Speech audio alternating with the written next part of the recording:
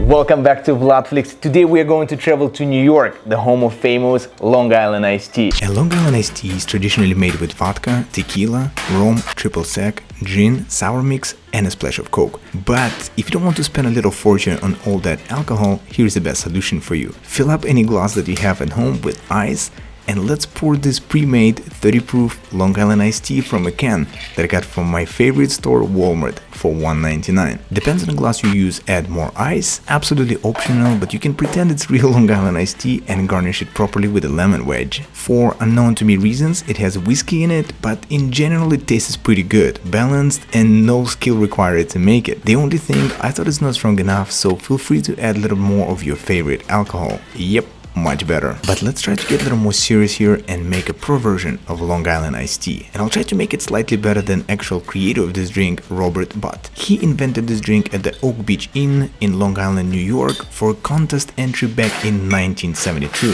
I think Long Island iced tea could be delicious and dangerous at the same time if you make it wrong, of course. First, I recommend reducing the amount of alcohol to ½ ounce, and the big difference will make a freshly squeezed lemon juice instead of bottled sour mix. You can add all ingredients except the cola into the highball or Collins glass with ice, but I prefer to shake it. Fill up the shaker with ice and shake it with a smile, since you don't have to put a mask and leave your house to get cocktails at the bar anymore.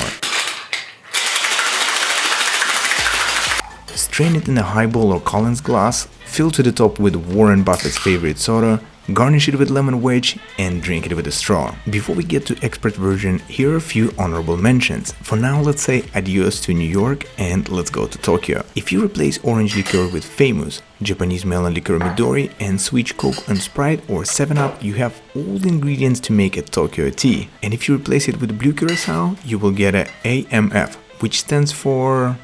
well, basically it's a polite way of saying goodbye. I will make it back to back since they are very similar cocktails. In the shaker, pour rum, vodka, gin, tequila, Midori for Tokyo tea, and blue curacao for Adios, simple syrup, and 3/4 of an ounce of fresh lemon juice. Fill up shaker with fresh cold ice and...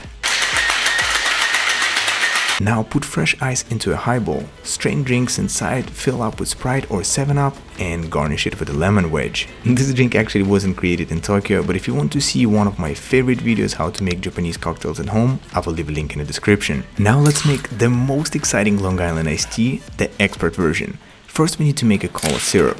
In the pan pour Coke and depends on the amount, keep it on a slow heat for 1 to 2 hours. Amount will be reduced significantly and it will become a sweet syrup. Cool it off and store it in the jar, since besides today we will use it for multiple cocktails that we actually will feature on this channel soon. If this is too much for you, there are multiple brands offering cola syrup and you can just purchase it online. I'm going to serve it in the French press and I will make enough to serve yourself and 2 of your friends. Now pour syrup into the shaker. Let's use 100% blue agave tequila, orange rum. If you don't have one, use regular silver rum. Next we need a sweet tea vodka, then gin, Grand Marnier. For this version, squeeze both lemon and lime juice. I'm going to combine it all in a bigger shaker, shake it for a few seconds and let's strain it into the kettle. I will use a glass, but ceramic will work even better. Serve it in a small tea or glass cups and garnish it with dehydrated limes or lemons.